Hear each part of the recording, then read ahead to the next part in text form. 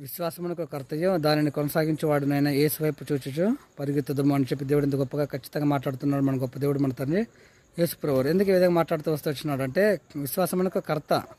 నువ్వు అనుకుంటున్నావు నీలో విశ్వాసం లేకుండా సమస్త సంపూర్తిగా కోల్పోయిన స్థితిలో, పడిపోయిన స్థితిలో, దేనికి అసలు నాలో విశ్వాసం ఉందా అని నువ్వు సమస్త సంపూర్తిగా పరీక్షించుకునే స్థితిలో నువ్వు ఉంటూ వచ్చినావేమో. కానీ దేవుడు ఏం మాట్లాడుతూ వచ్చినాడంటే, విశ్వాసమునకు కర్తగా ఉంటూ వచ్చినాడు దేవుడు. కాబట్టి దాన్ని కొనసాగించబడినాను యేసు వైపు చూచుచు. నువ్వు కొనసాగించుకోలేకపోతున్నావేమో నీ విశ్వాసాన్ని, నీ యొక్క విశ్వాసంలో చూడలేకపోతున్నావు, నువ్వు లేకపోతే నీ యొక్క విశ్వాసాన్ని కొనసాగించుకోలేకపోతున్నావు, పరిగెత్తలేకపోతున్నావు. కాబట్టి దేవుడే మాట్లాడుతూ వచ్చినాడు అంటే, విశ్వాసం ఒక కర్తయ్యో దానిని కొనసాగించేవాడిని యేసు వైపు చూచు. దేవుడు సమస్త సంపూర్తి నీ యొక్క విశ్వాసాన్ని కొనసాగించే గొప్ప దేవుడిగా ఉన్నాడు. కాబట్టి సమస్త నీ యొక్క విశ్వాసాన్ని కొనసాగించే విధంగా చేస్తాను అంటున్నాడు మన యేసు ప్రభువు.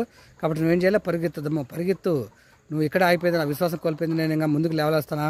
తినే విషయంలో, తాగే విషయంలో, ప్రతి ఒక్క విషయంలో దేనికి పనికిరాని స్థితులలో, లోకంలో సంపూర్తిగా పాపంలో శాపలు ఉన్న విధంగా నేను పడిపోతూ వచ్చినాను, నేను బయటకు వస్తానా, రాగలుగుతానా అని నువ్వు అనేక విధాలు అనుకుంటున్నావేమో. కానీ దేవుడు ఈ విధంగా మాట్లాడుతున్నాడు. కాబట్టి నువ్వేం చేయాలి? సమస్త సంపూర్తిగా యేసు వైపు చూచుచు ఓపికతో పరిగెత్తుదము అని చెప్పి దేవుడు ఇంత గొప్ప మాట్లాడుతున్నాడు. కాబట్టి నువ్వేం చేయాలి? దేవుని వైపు చూసుకుంటూ పరిగెత్తు బిడ్డ అని మాట్లాడుతున్నాడు.